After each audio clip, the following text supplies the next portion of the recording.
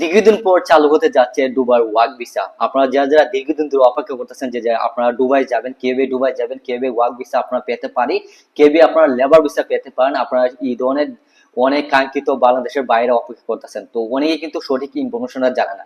তো আমি আপনাদের মাঝে একটা ইনফরমেশন দিতে চাচ্ছি যে দুবাই ওয়ার্ক ভিসা পাওয়ার জন্য আপনাকে কিভাবে আবেদন করতে হবে, কোথায় কি আবেদন করতে হবে, কিভাবে আবেদন করলে আপনার ওয়ার্ক ভিসা নিয়ে আপনারা কি দুবাই যেতে পারবেন এবং আপনাকে একটা ট্যাক্সও আপনাকে বহন করতে হবে না। তো এই জিনিসটা কিন্তু আপনাকে অবাক হচ্ছেন, অবাক করা কোনো কিছু না, আমি আমি আপনাদেরকে বলে দিচ্ছি।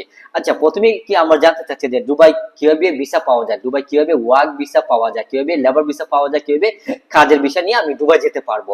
প্রথমে আমি বলবো যে 1 নম্বর, আপনাকে চাকরি অফার লেটার নিতে হবে। আপনার কোনো কোম্পানি থেকে যখন আপনার ভিসার জন্য আবেদন করবেন তখন কোম্পানি থেকে আপনাকে অফার লেটার নিতে হবে, যেটা অফার লেটার আপনাকে হাতে পেতে হবে।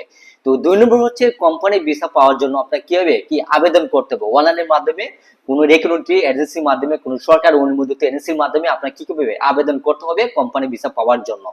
আর তারপর 3 নম্বর হচ্ছে যে দুবাই গিয়ে আপনার যখন ভিসাটা পেয়ে যাবেন, যখন আপনার ভিসা পাওয়ার প্রথমে আবেদন করবেন, ভিসা পাওয়ার যখন আপনার ভিসা পাওয়ার জন্য তখন অফার লেটার পাবেন, তখন কিন্তু আপনার যখন ভিসা পাওয়ার জন্য আপনাকে কি একটা মেডিকেল টেস্ট আপনাকে করে নিতে হবে, যেটা কোথায় করতে হবে, দুবাই গিয়ে মেডিকেল টেস্ট করতে হবে। ঠিক আছে।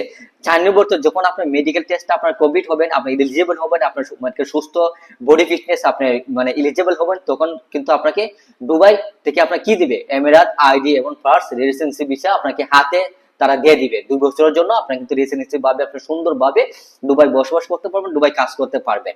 এটা হচ্ছে দুবাই বেস্ট অপশন।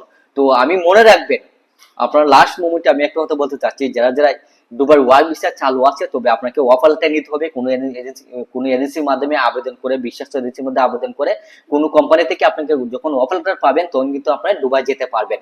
তবে পরিশেষে আমি একটা কথা বলতে চাচ্ছি, মনে রাখবেন, কোনো সাধারণত সব খরচ কিন্তু কোম্পানি বহন করে।